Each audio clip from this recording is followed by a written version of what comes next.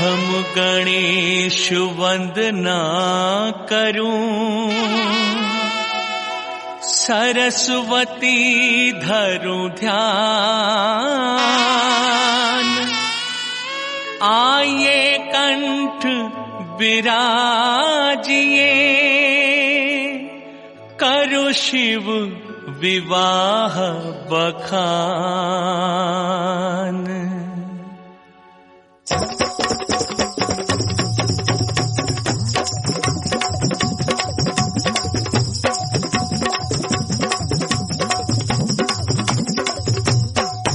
ओम नमः शिवाय, ओम नमः शिवाय, हर हर भोले नमः शिवाय। नमः शिवाय, ओम नमः शिवाय, हर हर भोले नमः शिवाय। ओम नमः शिवाय, ओम नमः शिवाय, हर हर भोले नमः शिवाय। नमः शिवाय, ओम नमः शिवाय, हर हर भोले नमः शिवाय।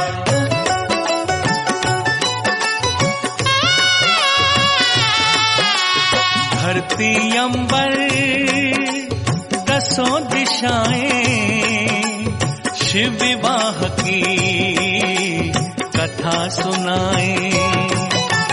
धरती अंबर दसों दिशाएं, शिव विवाह की कथा सुनाए। वन मधुवन ये वृक्ष लताएं, शिव विवाह की कथा सुनाए। ओम नमः शिवाय, ओम नमः शिवाय, हर हर भोले नमः शिवाय। नमः शिवाय, ओम नमः शिवाय, हर हर भोले नमः शिवाय। प्रिय भक्तों, यूं तो आपने अब तक न जाने कितने देवी देवताओं के शुभ विवाह की पावन कथाएं सुनी होंगी, लेकिन आज मैं आपको भगवान शिव के एक नहीं दो दो विवाहों की पावन कथा सुनाने जा रहा हूं। भगवान शिव, जिनके त्रिपुरारी, बाघंबरधारी, भोले भंडारी, सर्वेश्वर, भूतेश्वर और विश्वेश्वर जैसे न जाने कितने नाम और कितने रूप हैं। स्वयं से उत्पन्न स्वयंभू बाबा भोलेनाथ की विवाह की दो प्यारी और न्यारी कथाएं मन में भगवान शिव का ध्यान लगाकर बड़ी श्रद्धा और प्रेम से सुनिए।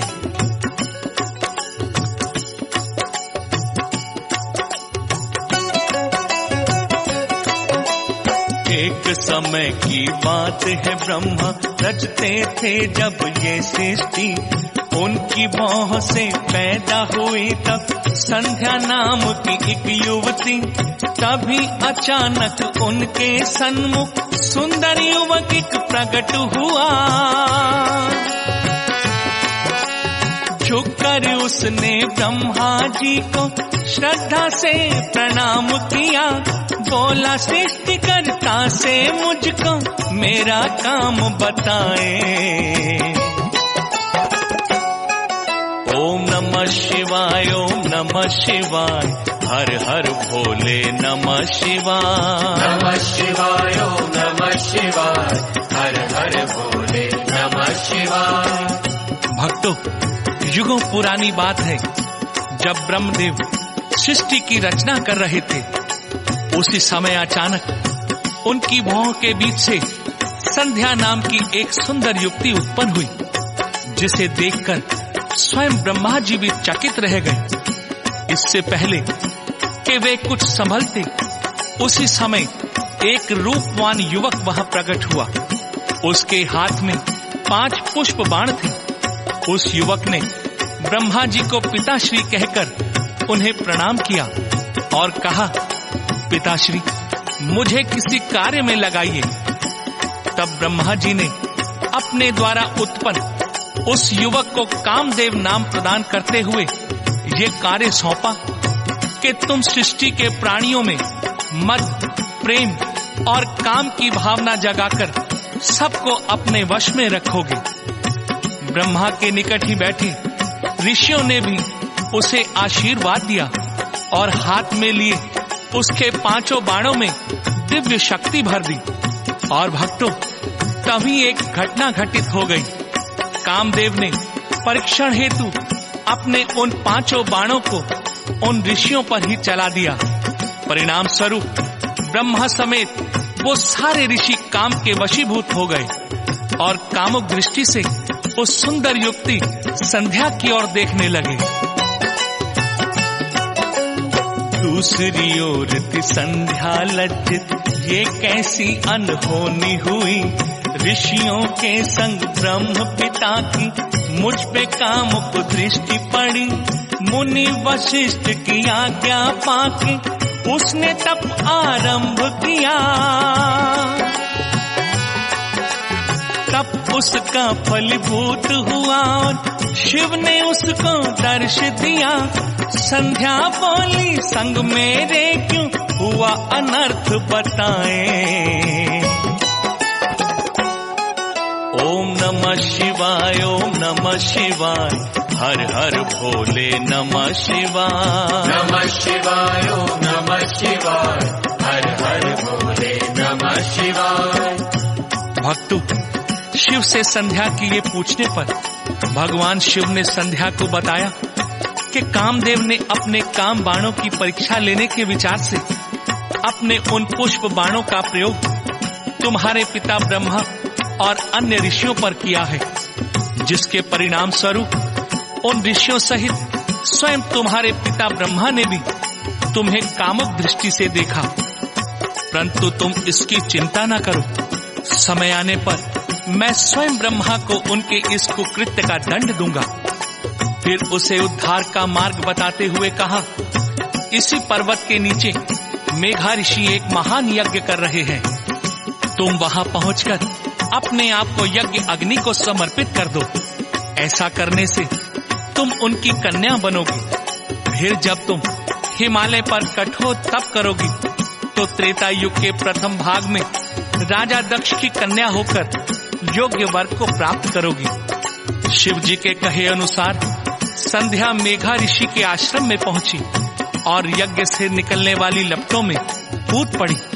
अग्नि ने उसे जलाकर सूर्य मंडल में प्रवेश करा दिया, जहां सूर्य ने उसे अपने रथ पर स्थान दिया, जिससे संध्या का ऊपरी भाग रात्रि बना और नीचे तथा बीच का भाग सुबह व शाम की लाली बना। फिर एक निश्चित समय पर मेघा ऋषि का यज्ञ पूर्ण हुआ।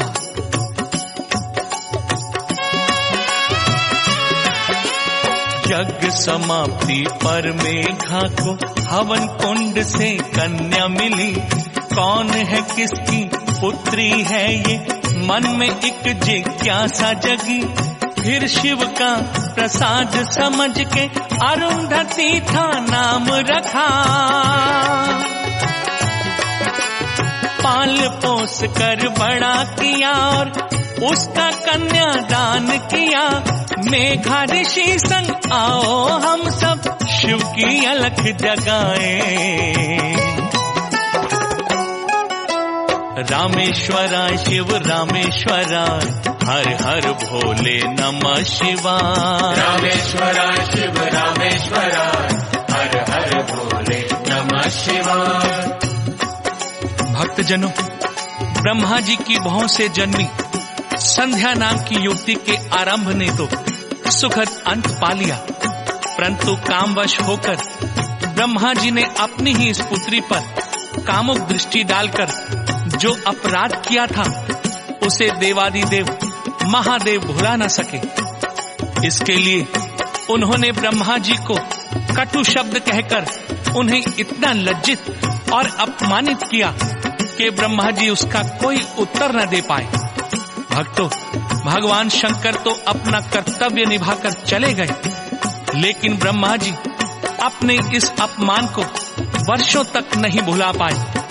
प्रभु आशुतोष से इस बात का प्रतिशोध लेने की भावना का विष उनकी श्वासों में घुलता रहा और उन्होंने निर्णय लिया कि जब तक शिव जी को इस काम के वश करवा करके उनसे कोई स्त्री ग्रहण नहीं करवा लूंगा, तब तक मैं शांति से नहीं बैठूंगा। तब अपने इस निर्णय को अंतिम रूप देने के लिए ब्रह्मा जी कामदेव से मिले। कामदेव तुम पुत्र हो मेरे, अपने पिता की आज्ञा सुनो। काम मुक्त है शिव का तन मन, उनमें काम का जाल बुनो, साथ रति को लेकर जाओ, प्रेम की ऐसी क्रीड़ा करो। उनके हर एक क्रियाकलाप में ऐसा तुम उन्माद भरो, ब्रह्मचर्य को तज के वो भी काम के मद खो जाए। गंगाधरा शिव गंगाधरा, हर हर भोले नमः शिवाय। गंगाधरा शिव गंगाधरा, हर हर भोले नमः शिवाय। तो भक्तों, ब्रह्मा जी की आज्ञा पाकर रति को साथ लेकर कामदेव ने अपनी विचित्र लीलाओं द्वारा शिव जी को मोहित करने का बहुत प्रयास किया, परंतु सफल न हो सका। उसके निराश हो जाने पर ब्रह्मा जी पर भी निराशा छा गई। तब विष्णु जी ने ब्रह्मदेव से कहा, भगवान शिव के प्रति ईर्ष्या रखना अनुचित है। यदि आप उन्हें स्त्री ग्रहण कराना ही चाहते हैं तो आज शक्ति को प्रसन्न करो। सर्वगुण संपन्न आदि शक्ति अवतार लेकर राजा दक्ष की कन्या बनेगी, जिन्हें शिव जी अपनी अर्धांगिनी के रूप में स्वीकार कर लेंगे। आप राजा दक्ष से भी तप करने के लिए कहें, जिससे प्रसन्न होकर आदि शक्ति उनके घर कन्या के रूप में जन्म ले। तब ब्रह्मा जी ने आदि शक्ति की आराधना की, जिससे प्रसन्न होकर देवी ने उन्हें दर्शन दिए। ब्रह्मा जी ने उनसे कहा, हे देवी, आप सनातन शक्ति हैं, अपनी माया से पूरे जगत का संचालन करती हैं। मैं चाहता हूँ आप राजा दक्ष के घर एक कन्या के रूप में जन्म लें और शिव जी को मोहित करके उनकी पत्नी बने। उधर राजा दक्ष भी आपको कन्या के रूप में पाने के लिए कठिन तप कर रहा है। और फिर भक्तों, राजा दक्ष की तपस्या से प्रसन्न होकर आदि शक्ति ने उन्हें दर्शन देते हुए कहा, मैं तुम्हारे घर में पुत्री के रूप में अवश्य जन्म लूंगी, परंतु तुम्हारे द्वारा यदि मेरा कभी अपमान हुआ तो मैं उसी समय देह त्याग दूंगी। इतना कहकर आदि शक्ति अंतर्ध्यान हो गई। दक्ष प्रजापति को तप करते समय अनंत जो बीत गया, उसके घर में उमा ने तब कन्या रूप में जन्म लिया। दक्ष के महल में पलते हुए वो उम्र की सीढ़ियां चढ़ने लगी। पति रूप में शिव को पाने शिव का जाप वो करने लगी। आती जाती श्वासें उसकी शिव शिव कहती जाए। जटाधरा शिव जटाधरा, हर हर भोले नमः शिवाय। जटाधरा शिव जटाधरा, हर हर भोले नमः शिवाय। भक्तजनों, दक्ष कन्या सती को जब शिव की साधना आराधना करते काफी समय बीत गया तो उसने शिव को पाने हेतु विधि विधान द्वारा नंदा व्रत रखा। उधर ब्रह्मा जी विष्णु जी के साथ कैलाश पहुंचकर भगवान शिव से कह रहे थे, हे देवादिदेव, हम दोनों तो विवाहित हैं ही, अब आप भी कृपया लोकहित के लिए प्रजापति दक्ष की पुत्री सती से विवाह कर लीजिए। तब भक्तों, भोलेनाथ ने मुस्कुराकर उनसे कहा, मुझे आप दोनों का प्रस्ताव स्वीकार है। आप प्रजापति दक्ष से कहकर विवाह की तैयारियां करवाएं।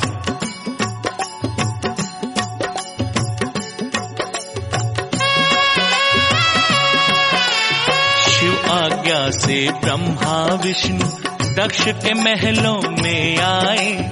शुभ संदेश सुना जो शिव का, दक्ष प्रजापति हर्षाए। दूल्हे बनकर भोले शंकर नंदी बैल सवार हुए। दूत अवधूत है बने बराती, भूत पिशाच भी साथ चले। उर्वा ने छेड़ी शहनाई, मेघ बिठोल बजाए। सोमेश्वराय शिव सोमेश्वराय, हर हर भोले नमः शिवाय। सोमेश्वराय शिव सोमेश्वराय, हर हर भोले नमः शिवाय। तो भक्तों, इस तरह एक शुभ दिन, शुभ मुहूर्त में दक्ष प्रजापति ने अपनी पत्नी वीरनी के साथ मिलकर कन्यादान किया। सती और शिव का शुभ विवाह संपन्न हो गया। तीनों लोक में खुशियां व्याप्त हो गईं। कण कण जैसे मंगल गान गाने लगा था। पूरा वातावरण शिवमय होकर आनंदित हो उठा था। उसके उपरांत सती के साथ शिव कैलाश पर्वत पर आ गए।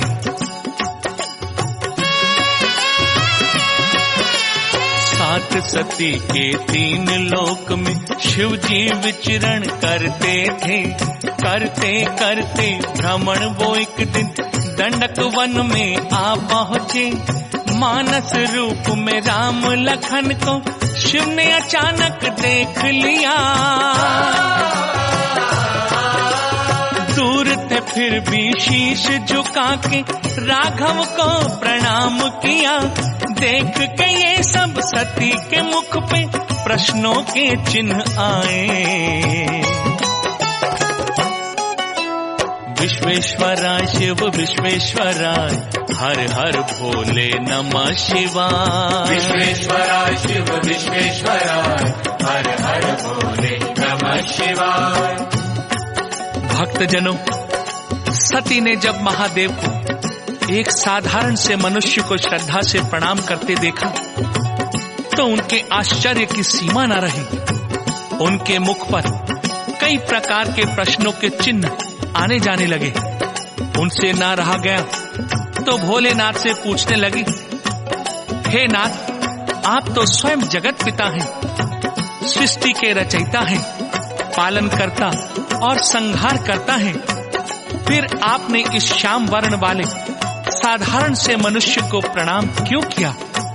सती के इस प्रश्न पर भगवान शिव बोले, उमा, तुम जिन्हें साधारण पुरुष समझ रही हो वो वास्तव में विष्णु अवतार मेरे आराध्य देव श्री राम हैं, जो अपनी पत्नी सीता की खोज में वन वन भटक रहे हैं। उनके साथ उनके अनुज लखन जो शेषनाग के अवतार हैं।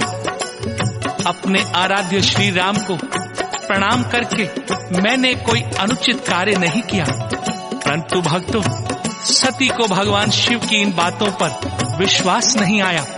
उन्होंने भगवान श्री राम की परीक्षा लेने के लिए अपना रूप सीता जैसा बनाया और राम के आसपास विचरण करने लगी। उन्हें देखकर श्री राम ने उन्हें प्रणाम किया और पूछा, हे महेश्वरी, आप इस निर्जन वन में किस प्रयोजन से विचरण कर रही हैं? भगवान शिव कहाँ हैं? और आपने सीता का रूप क्यों धारण किया है? भक्तों, भगवान श्री राम के मुख से ये वचन सुनकर सती बड़ी लज्जित हुई। वो समझ गई श्री राम सचमुच विष्णु के अवतार हैं। फिर वो बोली, मैं आपकी परीक्षा लेना चाहती थी, परंतु ये तो बताइए, शिव तो स्वयं परमेश्वर हैं, उन्होंने आपको प्रणाम क्यों किया? तो रामचंद्र जी बोले, हे देवी महेश्वरी, भगवान सदाशिव अपने वचनों से बंधे हुए हैं। जब उन्होंने मुझ विष्णु को वैकुंठ धाम सौंपा तो मेरा राज्याभिषेक स्वयं करते हुए उन्होंने मुझसे कहा था, आज से सभी देवता तुम्हें प्रणाम करेंगे। इसलिए उन्होंने स्वयं भी मुझे प्रणाम किया। फिर प्रयाग में होके एकत्रित मुनियों ने एक यज्ञ रचा। ब्रह्मा विष्णु शिव संग उसमें दक्ष ने भी था भाग लिया। दक्ष प्रजापति का उस यज्ञ में सबने ही सम्मान किया। किंतु जमाता शिव ने उनकी तरफ न कोई ध्यान दिया। दक्ष ने तोड़ी क्रोधित होकर मर्यादा की सीमाएं। कोटेश्वराय शिव कोटेश्वराय, हर हर भोले नमः शिवाय। कोटेश्वराय शिव कोटेश्वराय, हर हर भोले नमः शिवाय।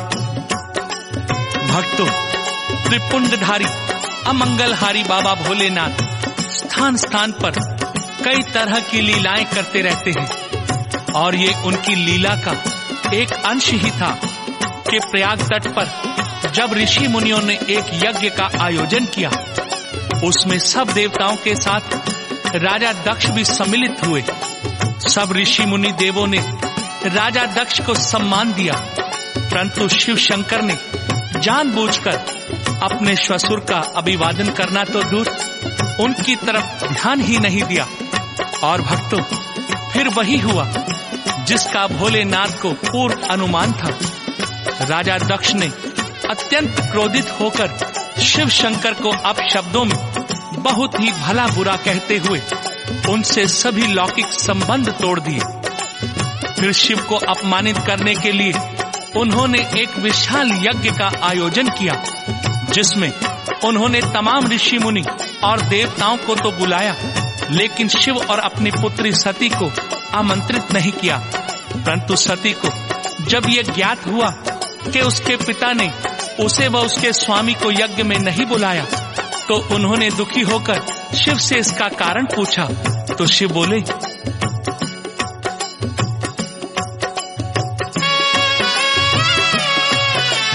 देवी तुम्हारे पिता के मन में मेरे लिए है द्वेष जगे, इसीलिए तो महायज्ञ में हमें बुलाया नहीं प्रिय।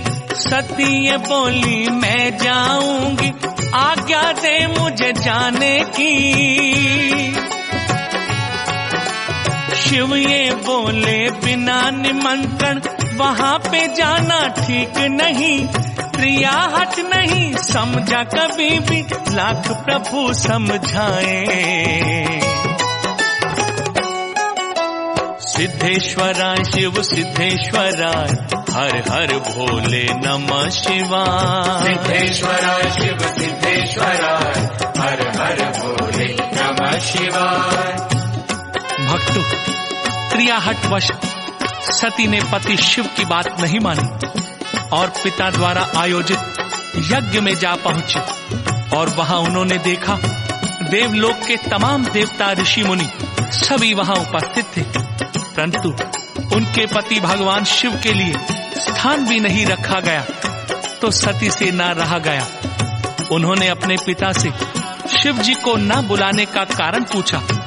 तब दक्ष ने क्रोधित होकर कहा, तेरा पति शमशानवासी, भस्मधारी, भांग दतूरे का सेवन करने वाला, लंपट, कपटी, बहुरूपिया, भूत प्रेतों का राजा और अमांगलिक है। इसलिए मैंने उसे इस मंगल कार्य में भाग लेने के लिए आमंत्रित नहीं किया। और तू भी बिना बुलाए इस यज्ञ में क्यों चली आई है? मैं उस आडंबर करने वाले डमरूधारी, निर्धन, भिखारी शिव से और तुझसे अपने सारे संबंध तोड़ चुका हूँ। निशाचरों के उस संगी साथी से मेरा अब कोई नाता नहीं।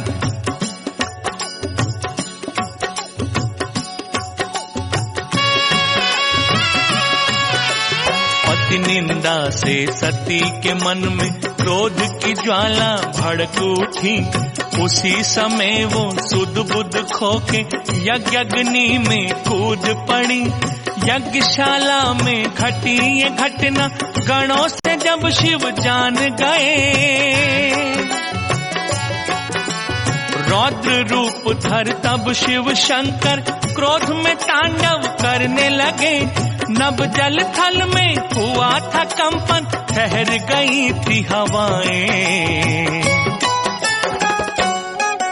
ओम नमः शिवाय, ओम नमः शिवाय, हर हर भोले नमः शिवाय। नमः शिवाय, ओम नमः शिवाय, हर हर भोले नमः शिवाय। भक्तों, भगवान शिव ने क्रोध में आकर सती की मृत देह को अपने कंधे पर उठाकर तांडव नृत्य करना प्रारंभ किया, जिससे आकाश पाताल व मृत्यु लोक में हाहाकार मच गया। ये देखकर सभी देवता घबरा गए। भगवान विष्णु ने मन में सोचा, यदि शिव शांत नहीं हुए तो सृष्टि का सर्वनाश अवश्य है, और जब तक मृत सती की देह शंकर जी के साथ है तब तक इनका क्रोध शांत होना संभव नहीं। इसी कारण भगवान विष्णु ने अपना चक्र चलाया और सती की देह के टुकड़े कर दिए, जो 51 भिन्न भिन्न स्थानों पर गिरे। भक्तों, जो जहां जहां गिरा हम उन स्थानों को शक्तिपीठ के नाम से जानते हैं। फिर भगवान शिव ने अपनी जटाओं से एक बाल उखाड़कर पर्वत पर जोर से दे मारा। बाल के टकराते ही उस पर्वत के 2 खंड हो गए। एक खंड में से महाबली वीरभद्र की उत्पत्ति हुई और दूसरे खंड से करोड़ों भूतों से घिरी महाकाली की उत्पत्ति हुई। तब क्रोध में आकर शिव जी ने उनसे कहा, हे महाकाली और वीरभद्र, तुम शीघ्र ही दक्ष के यज्ञ में जाओ और उसे विध्वंस कर दो, क्योंकि दक्ष ने अक्षम्य अपराध किया है और वहां उपस्थित जिस मुनि देवता ने शिव निंदा सुनी है उसे भी जलाकर भस्म कर दो। भगवान शिव के वचन सुनकर भक्तों, महाकाली और वीरभद्र ने शिव को तब प्रणाम किया। यज्ञशाला को जाति दिशा में दोनों ने प्रस्थान किया। वीरभद्र ने दक्ष गणों से बड़ा भयंकर युद्ध किया। यज्ञ को भंग किया, फिर उसने दक्ष के शीश को काट दिया। दक्ष के राज्य में फिर तो जैसे टूट पड़ी विपदाएं। रामेश्वराय शिव रामेश्वराय, हर हर भोले नमः शिवाय। रामेश्वराय शिव रामेश्वराय, हर हर भोले नमः शिवाय। भक्तों, इस तरह नीलकंठ प्रभु शिव ने अपनी लीला द्वारा दक्ष के मिथ्या गर्व, झूठे अहम एवं क्रोध प्रतिशोध की भावना को उसके शरीर के साथ ही समाप्त कर दिया। जिस महायज्ञ को रचकर उसने शिव का अपमान किया था, उस यज्ञ को वीरभद्र व देवी महाकाली द्वारा भंग कर दिया। भक्तों, इस सारी घटना के पीछे शिव की लीला ही कार्य कर रही थी। इस सत्य को सारे देवतागण जानते थे। अतः ब्रह्मा सहित सभी देवता कैलाश पर्वत पर गए और वहां पुष्पलोचन शिव जी की स्तुति करते हुए उनसे विनती स्वरों में बोले, हे दया के सागर, हे गंगाधर, हे सर्वेश्वर, हमने यज्ञ स्थल पर दक्ष द्वारा आपकी निंदा सुनी। परिणाम स्वरूप दक्ष का तो विध्वंस हो गया, पर हम सब भी नष्ट भ्रष्ट से हो गए हैं। अतः विधना के विधान, हे दया निधान, हम पर दया कीजिए, हमारी रक्षा कीजिए। दक्ष को भी अपने अपराध का दंड मिल चुका है, उसे भी क्षमा करते हुए उसे पुनर्जीवित कर दीजिए। भक्तों, ऐसी प्रार्थना सब देवताओं ने जब शिव के समक्ष बार बार की तो भोलेनाथ ने सब देवों की विनती का सम्मान किया। भूल क्षमा कर चंद्रमौली ने दक्ष को जीवन दान दिया। दक्ष ने तब शिव चरण में आके कोटि कोटि प्रणाम किया। शिव कृपा से ही फिर भक्तों यज्ञ दक्ष का सफल हुआ। उनके मनोरथ होते पूरे जो शिव ध्यान लगाए। ओम नमः शिवाय, ओम नमः शिवाय, हर हर भोले नमः शिवाय। नमः शिवाय ओम नमः शिवाय, हर हर भोले नमः शिवाय। ओम नमः शिवाय ओम नमः शिवाय, हर हर भोले नमः शिवाय। नमः शिवाय ओम नमः शिवाय, हर हर भोले नमः शिवाय।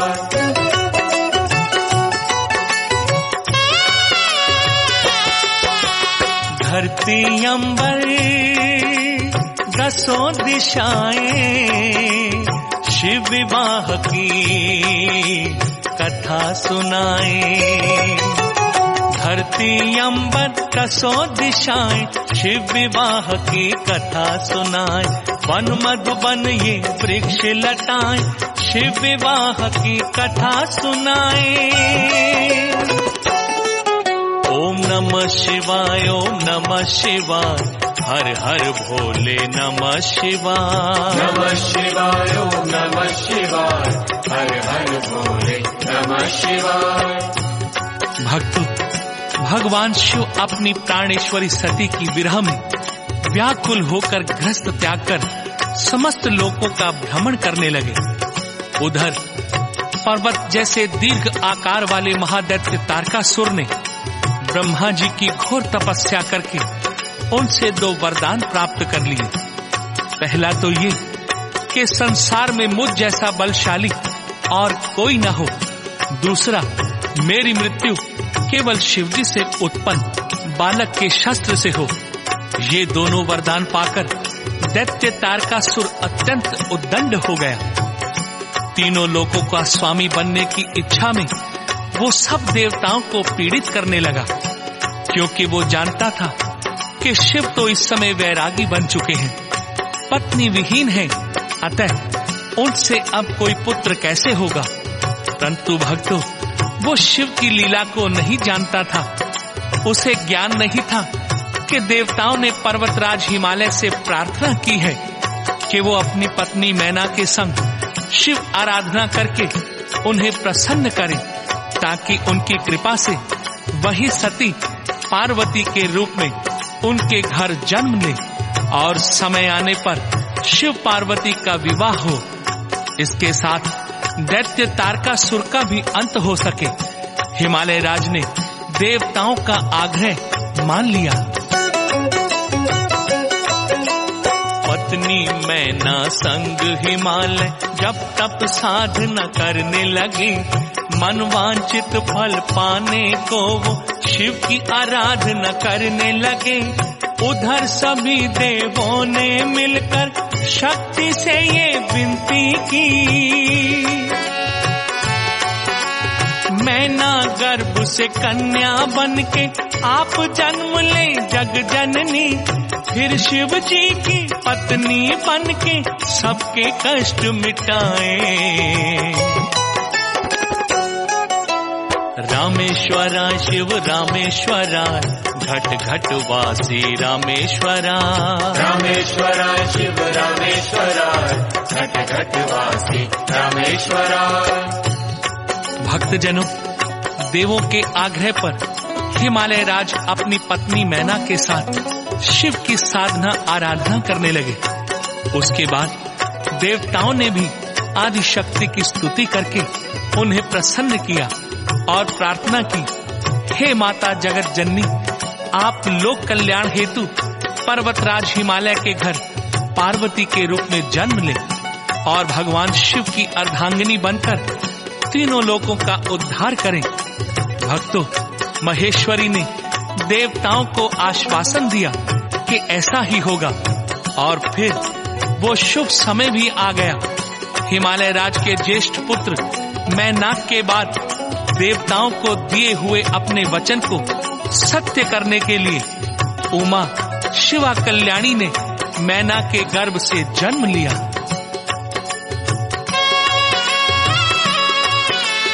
फिर एक शुभ दिन सब देवों पे शक्ति ने उपकार किया, मैना और गिरिराज के घर में गिरिजा ने अवतार लिया। सृष्टि के होठों पे आया खुशी की लय में मंगल गान, दैत्यों के आतंक से मेरा हो जाएगा अब कल्याण, हो जाएगी अब तो सुरक्षित जब तप की विद्याएं। गंगाधराय शिव गंगाधराय, हे अविनाशी गंगाधराय। गंगाधराय शिव गंगाधराय, हे अविनाशी गंगाधराय। भक्तजनों, शिवा के अवतार लेने पर पूरी सृष्टि मंगल गान करने लगी। उसे विश्वास हो गया कि महादैत्य तारकासुर और उसके साथियों के आतंक से उसे छुटकारा मिल जाएगा।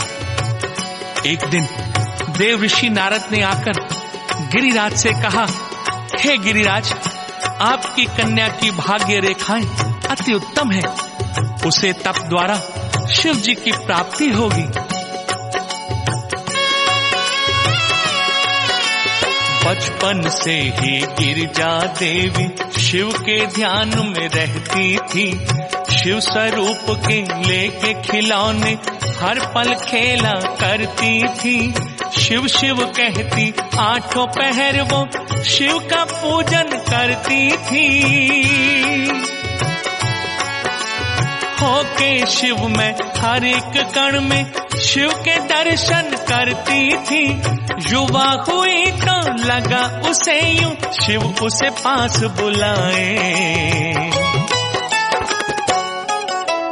जटाधराय शिव जटाधराय, हे त्रिपुरारी जटाधराय। जटाधराय शिव जटाधराय, हे त्रिपुरारी जटाधराय। भक्तों, ठीक उसी समय त्रिपुरारी भोलेनाथ तप करने की इच्छा से हिमालय प्रदेश पधारे, जहां पतित पावनी गंगा ब्रह्मलोक से गिरकर आगे बढ़ रही थी। उस स्थान को तप के योग्य समझकर वहीं पर डेरा डाल दिया। ये शुभ समाचार जब हिमालय राज को मिला तो वो अपनी पुत्री पार्वती के साथ शिव शंकर के दर्शन हेतु वहां आए। उन्हें प्रणाम करके बड़े विनम्र स्वर में बोले, हे प्रभु, आप मेरे इस राज्य, इस हिमालय की धरा पर स्वतंत्र होकर तपस्या करें। साथ ही मेरा ये अनुरोध भी स्वीकार करें कि मेरी इस पुत्री पार्वती को अपनी सेवा में रख लें। ये आपकी सेवा के साथ साथ आपका भजन पूजन भी करेगी। हिमालय राज की बातें सुनकर भोलेनाथ ने पार्वती की ओर देखकर मंद मंद मुस्कुराते हुए गिरिराज से कहा, हे हिमालय राज, तुम्हारी पुत्री अति सुंदर है और सुंदर स्त्रियां तपस्वियों की तपस्या में विघ्न का कारण बनती है, इसलिए मैं इसे अपनी सेवा में नहीं रख सकता।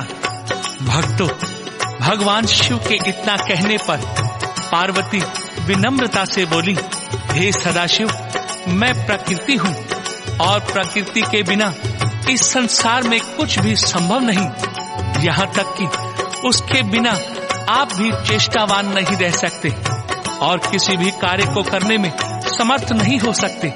इसलिए आपसे मेरी प्रार्थना है कि आप मुझे सेवा का अवसर दें। पार्वती के ऐसे वचन सुनकर भगवान शिव ने प्रसन्नता पूर्वक उन्हें अपनी सेवा में रख लिया। इस तरह पार्वती शिव के निकट रहने लगी। भक्तों, यही अवसर था जब ब्रह्मदेव ने कामदेव को बुलवा करिए आज्ञा दी। काम वासना मन में जगा के करो तपस्या भंग शिव की। कामदेव तब संग रति के प्रेम की क्रीड़ा करने लगा। क्रोध में शिव ने नेत्र तीसरा खोल के काम को भस्म किया। खो के पति को रति की आंखों में अश्रु भर आए। सोमेश्वरा शिव सोमेश्वरा है अंतर्यामी सोमेश्वरा। सोमेश्वरा शिव सोमेश्वरा है अंतर्यामी सोमेश्वरा। भक्तों, ये भी उस भोलेनाथ शिव की लीला ही थी कि ब्रह्मा ने कामदेव को उनकी तपस्या भंग करने के लिए भेजा।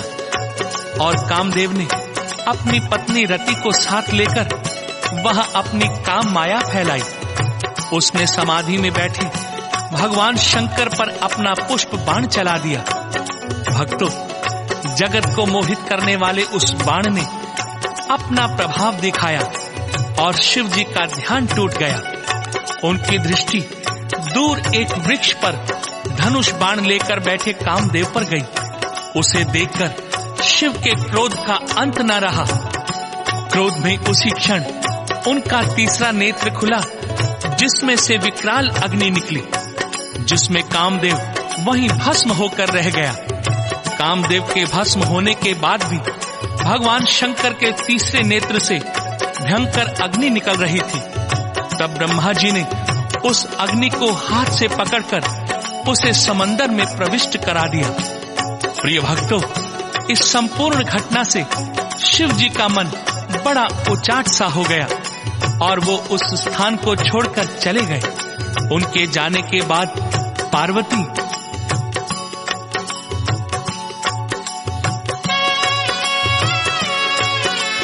शिव जो गए तो शिवा का मन बिरहा अग्नि में जलने लगा। हुए उपस्थित वहां पे नारद, संयत शब्दों में ये कहा, देवी यूं आंसू न बहाओ, मन में थोड़ा धीर धरो। शिव की ये इच्छा है कि तुम फिर से शिव की तपस्या करो। शिव तो तुम्हारे होके रहेंगे, विधना लेख बताए। विश्वेश्वराय शिव विश्वेश्वराय, त्रिशूलधारी विश्वेश्वराय। विश्वेश्वराय शिव विश्वेश्वराय, त्रिशूलधारी विश्वेश्वराय। भक्तजनों, देव ऋषि नारद के कहने पर पार्वती ने शिव को पाने के लिए इतनी कठिन तपस्या की कि समस्त देवी देवता त्राही त्राही कर उठे। और जब उनसे ना रहा गया तो वो सब भगवान शिव के पास पहुंचे और प्रार्थना करते हुए बोले, हे नटराजन, हे दुख भंजन भोलेनाथ, पार्वती के तप से तीनों लोग तप रहे हैं, सब जीव दुखी हैं। कृपया आप उन्हें दर्शन देकर उनसे विवाह करके हमारे कष्टों का निवारण करें। प्रभु, दैत्य तारकासुर ने हम सभी देवताओं को स्वर्ग से निकालकर इंद्र के सिंहासन पर अधिकार कर लिया है और उस तारकासुर की मृत्यु आपके द्वारा उत्पन्न किसी बालक से ही संभव है। अतः आप जगत जननी पार्वती से विवाह कर लें। प्रिय भक्तों, इस पर भगवान भोलेनाथ मुस्कुरा कर बोले, देवजनों, मैं तो सदैव भक्तों के ही अधीन रहा हूँ, इसलिए दैत्य तारकासुर से सबको मुक्ति दिलवाने के लिए मैं पार्वती से विवाह अवश्य करूंगा। भक्तों, भोलेनाथ ने देवों को ये आश्वासन तो दे दिया, लेकिन उनके मन में आया, क्यों न गिरिराज हिमालय और मैना की परीक्षा ली जाए।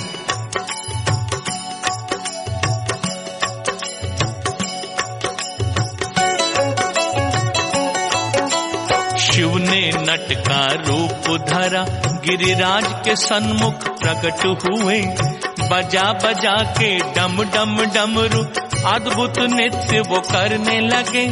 साधु वेश में ना पहचाना उनको मैना रानी ने। शिव के विषय में उनसे कहा कुछ ऐसा औघड़ दानी ने। सुन मैना के मस्तक उभरी चिंता की रेखाएं। कोटेश्वराय शिव कोटेश्वराय, पार्वती स्वामी कोटेश्वराय। कोटेश्वराय शिव कोटेश्वराय, पार्वती स्वामी कोटेश्वराय। भोलेनाथ नट का रूप धारण करके गिरिराज के सामने प्रकट होकर मोहक मुद्राओं में नृत्य करने लगे, लेकिन हिमालय ने शिव को नहीं पहचाना। फिर भगवान शंकर साधु वेश में मैना रानी के पास आए और बोले, सुना है तुम अपनी सुंदर सी कन्या का विवाह एक निराश्रित, विचारहीन कुलहीन बूढ़े बैल की सवारी करने वाले भिक्षुक शिव से करने वाले हो। तो भक्तों, साधु से शिव के विषय में ऐसे निम्न शब्द सुनकर मैना घबराकर बेहोश हो गई। जब वो होश में आई तो ऋषि मुनियों ने समझाया, जिनको तुम भिक्षुक समझी वो तीन लोक के स्वामी है। पार ब्रह्म है, नाद ब्रह्म है, अक्षय अंतर्यामी है। सूर्य चंद्र में तेज है उनसे, वायु के है श्वास वही। महाकाल के काल भी वो है, जीवन के विश्वास वही। गायन वादन नित्य है जीवित, उनसे सभी कलाएं। सिद्धेश्वराय शिव सिद्धेश्वराय, भाग्य विधाता सिद्धेश्वराय। सिद्धेश्वराय शिव सिद्धेश्वराय, भाग्य विधाता सिद्धेश्वराय। भक्तों, इस तरह मुनियों ने हिमालय और मैना को समझाया कि आप लोगों ने शिव को पहचाना नहीं, वरना वो तो पूरे संसार के स्वामी है, साक्षात परम ब्रह्म है। सन्यासी योगी हर माया जाल से मुक्त है, क्योंकि उनके निमित्त ही दैत्यराज तारकासुर का नाश होना है। अतः हमारे कल्याण के लिए और हमारे अनुरोध पर ही वो तुम्हारी पुत्री पार्वती से विवाह करने के लिए राजी हुए हैं। ये सुनकर हिमालय और मैना का संशय मिट गया और पार्वती का विवाह शिव से करने के लिए तैयार हो गए। उन्होंने शीघ्र ही मुनिवर से लग्न पत्रिका लिखवाकर भगवान शंकर के पास भेज दी। विश्वकर्मा द्वारा एक सुंदर मंडप बनवाया, जिसमें सभी देवी देवताओं की मूर्तियां स्थापित की गई। सभी को विवाह का निमंत्रण पत्र भेजा गया। उधर कैलाश पर्वत पर स्वर्ग अप्सराओं ने आके शिव का तब श्रृंगार किया। नेत्र तीसरा मुकुट बना और चंद्रकला का तिलक लगा। भूत पिशाच थे बने बाराती, शिव जी बैल सवार हुए। मेघों ने मृदंग बजाया, प्रेत धुंधु भी बजाने लगे। शिवगण के संग नाचे चुड़ैले, मंगल गान सुनाए। ओम नमः शिवाय, ओम नमः शिवाय, हर हर भोले नमः शिवाय। नमः शिवाय, ओम नमः शिवाय, हर हर भोले नमः शिवाय। भक्तों, भगवान भोले शंकर की ये अद्भुत बारात चली तो उस समय चारों ओर ढोल नगाड़ों की आवाज गूंज उठी। आकाश से पुष्प वर्षा होने लगी। पूरा वातावरण मंगलमय हो उठा। जब बारात हिमालय राज की धरती पर पहुंची तो रानी मैना उत्सुकतावश अपने जामाता भगवान शिव को दूल्हे के रूप में देखने दौड़ी चली आई। मैना ने जब बारातियों को देखा तो देखती ही रह गई। सभी भूत प्रेत आदि बाराती बने थे। किसी के मुख पर टेढ़ी सी सूंड थी, कोई बिना सिर के था, कोई गज के समान था, किसी के पांव उल्टे थे, किसी का सिर पेट से लगा था, किसी के सिर पर सींग थे और उन सब के बीच दूल्हा बने शिव खड़े थे। उस समय मैना ने देखा शिव के 5 मुख 10 भुजाएं हैं, तन पर भस्म लगी थी, बाघंबर ओढ़े शिव अत्यंत भयानक और विकराल नजर आ रहे थे। तब मैना ने विलाप करते हुए अपनी पुत्री का विवाह ऐसे शिव से न करने का निश्चय कर लिया। शिव जी मुस्कुराए और ऋषि मुनियों द्वारा विनती करने पर अपने असली रूप में आ गए।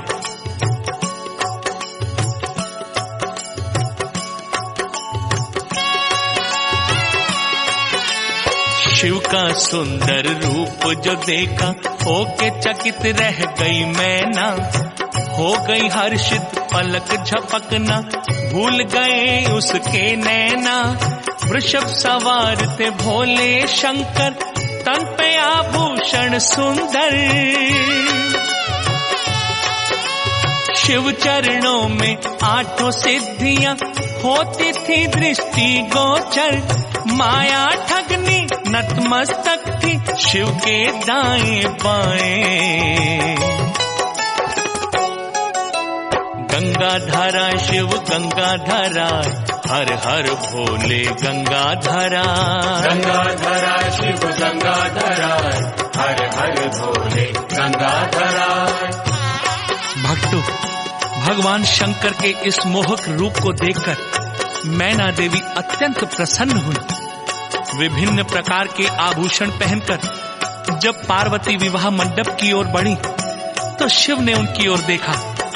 उन्हें प्रजापति दक्ष की कन्या सती की याद आ गई। शिव और पार्वती विवाह मंडप में बैठे तो उसी समय हिमालय राज ने सदा शिव से कहा, हे प्रभु, आप अपने कुल का नाम और गोत्र बताएं ताकि ब्राह्मण जन संकल्प पढ़ सकें। इतने में देव ऋषि नारद बोल उठे, हे राजन, इनके कुल और गोत्र के विषय में तो ब्रह्मा और विष्णु भी नहीं जानते। ये अजन्मे, अजर, अमर, अनादि और अनंत हैं। हे हिमालय राज, शिव सत्य, नित्य और नादमय है। इनका कोई रूप स्वरूप, कुल गोत्र नहीं है। ये स्वयं भू है। ये सुनकर हिमालय राज की शंका का निवारण हुआ और शिव पार्वती के शुभ विवाह का मंगल कार्य आरंभ हुआ।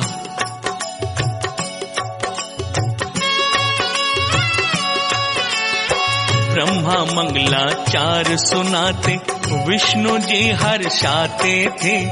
देखिए शिव की लीला नारद वीणा मधुर बजाते थे। रीति नीति और धर्म विधि से पूरा हर शुभ कार्य हुआ। मैना के संग गिरिराज ने शिव को कन्या दान किया। हुआ मिलन शिव शक्ति का, हुई सभी पूर्ण इच्छाएं। सिद्धेश्वराय शिव सिद्धेश्वराय, हर हर भोले सिद्धेश्वराय। सिद्धेश्वराय शिव सिद्धेश्वराय, हर हर भोले सिद्धेश्वराय। भक्तों, जब शिव पार्वती का विवाह संपन्न हो गया, ठीक उसी समय कामदेव की पत्नी रति विलाप करती हुई वहां पर आ पहुंची। रोते हुए करुण स्वर में बोली, हे देवादिदेव महादेव, मेरे पति की उस भूल को अब भुला दीजिए। उन्हें अपने अपराध का दंड मिल चुका है। बिना पति के मैं अधूरी हूँ। अगर उन्हें आपने जीवित न किया तो मैं भी यही रो रो कर अपने प्राण त्याग दूंगी। भक्तों, रति की ये करुण पुकार सुनकर भगवान शंकर ने सोचा कि कामदेव को उसके अपराध का दंड मिल चुका है, उसे जीवन दान देना ही होगा। यदि कामदेव जीवित न हुआ और प्राणी मात्र में उसका निवास न हुआ तो सृष्टि में प्रजनन क्रिया रुक जाएगी। काम विहीन स्त्री पुरुष अपने वंश आगे कैसे बढ़ाएंगे? ये सब सोचकर भगवान भोलेनाथ ने रति के हाथ में थमी उस पोटली को देखा जिसमें मृत कामदेव की भस्म थी। प्रभु की दया दृष्टि पड़ते ही उस भस्म में प्राण आ गए। कामदेव फिर से जीवित हो उठा।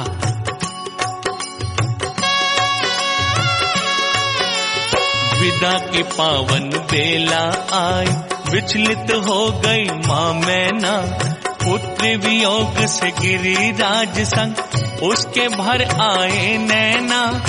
पुत्री पराया धन होती है, मुनियों ने उसे समझाया। बड़भागी है गिरजा जिसने शंकर जैसा वर पाया। दो आशीष इन्हें तुम अपना, सृष्टि को आगे बढ़ाए। सोमेश्वराय शिव सोमेश्वराय, हर हर भोले सोमेश्वराय। सोमेश्वराय शिव सोमेश्वराय, हर हर भोले सोमेश्वरा। भक्तों, हिमालय राज ने एक सजी हुई पालकी में पुत्री गिरिजा को शिव शंकर के साथ आदर व स्नेह पूर्वक विदा किया। पार्वती सहित शिव कैलाश पर्वत पर आ गए। भक्तों, भगवान शिव द्वारा एक बालक उत्पन्न हुआ जिसका पालन कृतिकाओं ने किया और विश्वामित्र ने उसका जात संस्कार किया। सदाशिव भगवान भोलेनाथ ने उसे रत्न जड़ित सिंहासन पर बिठाकर उसे कार्तिकेय नाम प्रदान करते हुए उसका अभिषेक किया। भगवान शिव द्वारा उत्पन्न इसी महाबली महावीर कार्तिकेय ने पिता का आशीर्वाद व समस्त देवों से शस्त्र ग्रहण करके समय आने पर दैत्य सम्राट तारकासुर का वध किया। समस्त देवी देवता असुरों के भय बंधन से मुक्त हो गए। जिस उद्देश्य से भगवान शिव और पार्वती का विवाह हुआ था, शिव शक्ति का मिलन हुआ था, वो उद्देश्य भी संपूर्ण हुआ।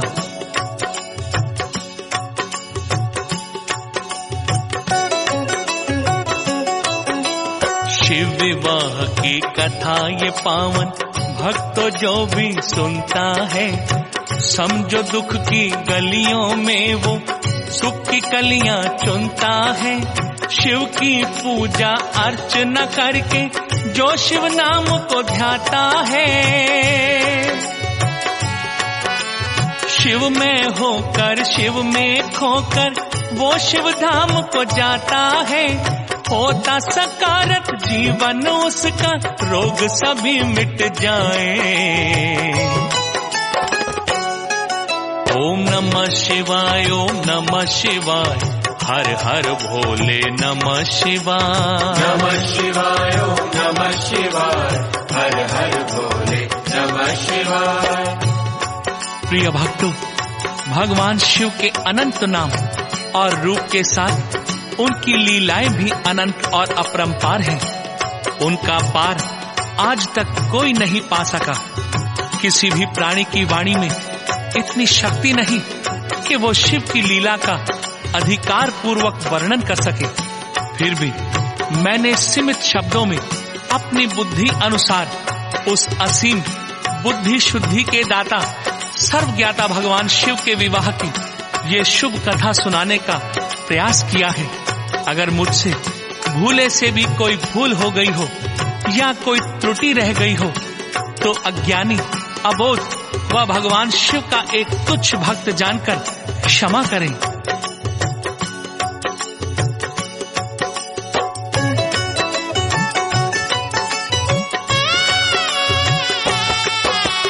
धरती अंबर दसों दिशाएं शिव विवाह की कथा सुनाएं। वन मधुबन ये वृक्ष लताएं शिव विवाह की कथा सुनाएं।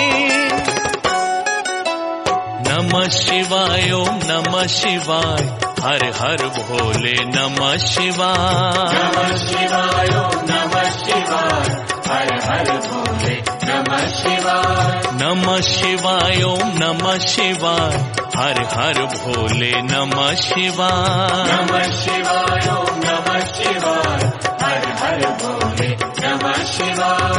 नमः शिवाय, ओम नमः शिवाय, हर हर भोले नमः शिवाय। नमः शिवाय, ओम नमः शिवाय, हर हर भोले नमः शिवाय।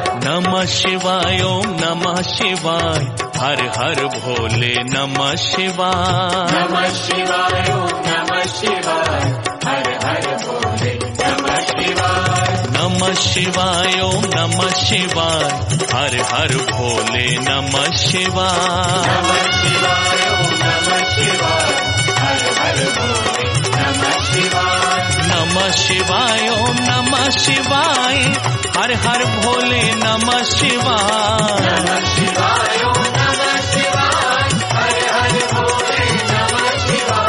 नमः शिवाय, ओम नमः शिवाय, हर हर भोले नमः शिवाय। नमः शिवाय, ओम नमः शिवाय, हर हर भोले नमः शिवाय। नमः शिवाय, ओम नमः शिवाय, हर हर भोले नमः शिवाय। नमः शिवाय, ओम नमः